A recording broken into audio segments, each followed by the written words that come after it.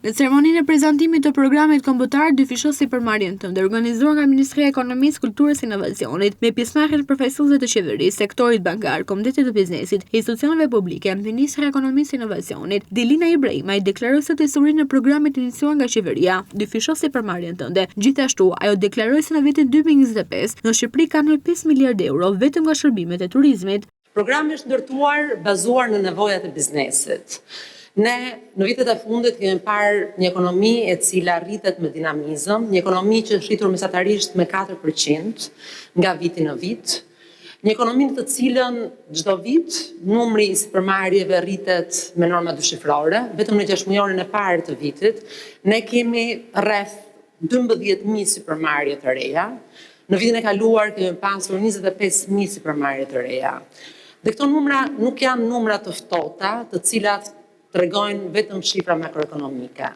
Numrat e rritjes së sipërmarrjes na tregojnë që ka besim që ekonomia do të vazhdojë të rritet, ka besim që ne do të vazhdojmë të mbështesim sipërmarrjen, ka potencial për të rritur punësimin, ka potencial për të rritur të ardhurat dhe ka vizion për të arritur tregje. Ndërkohë, guvernatori i Bankës së Shqipërisë, Seko, theksoi rëndësinë e ndërmarrjeve të vogla e të mesme si shtylla kryesore të ekonomisë shqiptare, duke nënvizuar rolin e tyre në krijimin e vendeve të punës e në nxitjen e zhvillimit ekonomik. Ai u ndal të përmirësimet e bëra në programin kombëtar dyfishos sipërmarrjen tënde, të cilat përfshin zgjatjen e afatit të financimit, rritjen e shumës maksimale të financimit, masa që synojnë të zgjerojë mundësinë e financimit e investimit për bizneset. Ky program është bërë qëllimisht për të mbështetur programet e bizneset e vogla dhe të mesme. Ajo që ne kemi parë në VMC, me kënaqësi kemi konstatuar që kreditimi, sikur se u prezantua nga ministria, në vite ka ardhur në terma rritje. Kemi një rritje 15% për bizneset privat të kreditimit, por nga krahu tjetër ne kemi gjithashtu likuiditet të tepërt në sistemin bankar. Sistemi bankar, sikur se prezantojmë vazhdimisht, është overliquid, pra me të pris likuiditeti, raporti i kredis me depozitat është akoma në nivelin rreth 50%. Pra sigurisht që ka potencial të mjaftueshëm për të financuar, për të kredituar bizneset e vogla dhe të mëdha gjithashtu.